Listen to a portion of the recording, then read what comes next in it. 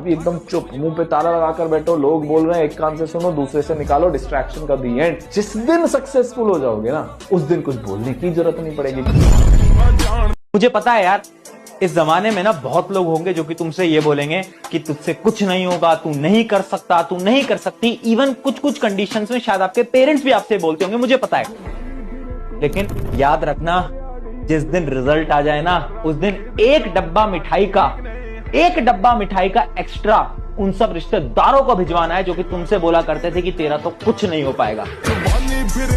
जब तुम किसी बहुत बड़ी चीज के पीछे भगते हो ना तो जिंदगी तुम्हें 10 बार गिराती है, ठीक है, पर 11वीं बार जो उठता है ना वो फोड़ता है, उसको देता है भगवान फिर, क्योंकि वो देख रहा होता है कि भाई ये तो हार ही नहीं मान रहा यार। मेहनत करना, मेहनत का ये कोई ईंट उठानी सीखनी है। सीखना ये है कि कैसे बैठ के अपने दिमाग को यूज करना होता है। बैठ भी नहीं पाते, 5 मिनट से ज्यादा तुम्हारी कॉपी किताबों में दिमाग नहीं लगता। दिक्कत तुम्हारी ये नहीं है कि सिटिंग आवर्स नहीं हो पा रहे, 3 घंटे फोन में तो बैठ सकते हो।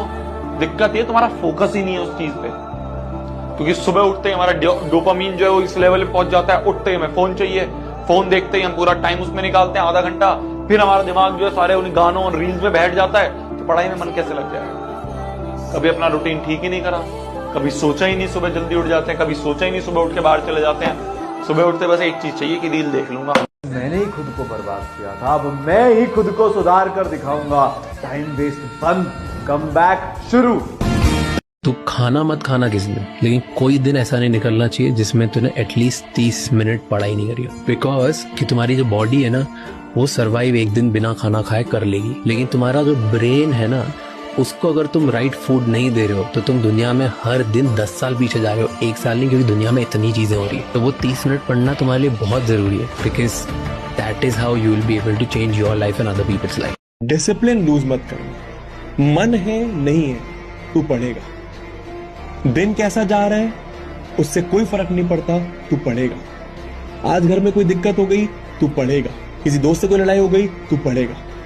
Discipline greater than any motivation.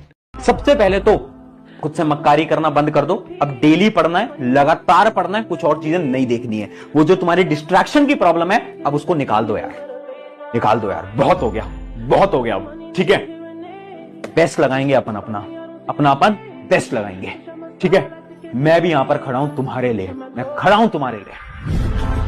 इस साल जो गोल है ना, एक पेपर लेना मेरी जान, ठीक है, और उस पेपर में क्या करना ना, ये पेपर है तुम्हारा, इस पेपर पे बड़ा बड़ा यहाँ से ऐसे लिखना है तुम्हें कि I will score 95% this year in 10th, ठीक है। मैं 95 लिख रहा हूँ, तुम्हारा मन है तुम 98 लिखो, तुम्हारा मन है तुम 100 भी लिखो, तुम 100 भी लेके आओगे।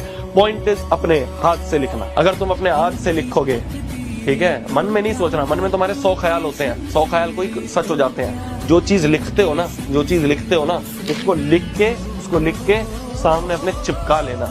जिस स्टडी टेबल पे बैठते हो उस पे सामने यहाँ चिपका लेना, और चिपका के रोज सामने देखोगे तो हाँ यार, इसे ही कहते हैं मैनिफेस्टेशन, और ये पूरी होती है। होना पड़ेगा हमें गायब। इस दुनिया के अंदर अगर सक्सेसफुल होना है तो लोगों से दूर होना पड़ेगा। जब तक आप अपनी सबसे कीमती चीज कुर्बान नहीं करते, कोई भी चीज आपको मिलती नहीं है। ये सच्चाई है इस जीवन की। डिसअपियर अब तुम्हें होना पड़ेगा, क्योंकि अब बात आ गई है तुम्हारे ईगो पे, है ना। बहुत बोल लिया लोगों ने अभी तक कि तुम नहीं कर पाओगे, अब ईगो पे बात है यार। अब करना पड़ेगा, डिसअपियर हो जाओ और अब मेहनत लगाना स्टार्ट कर दो।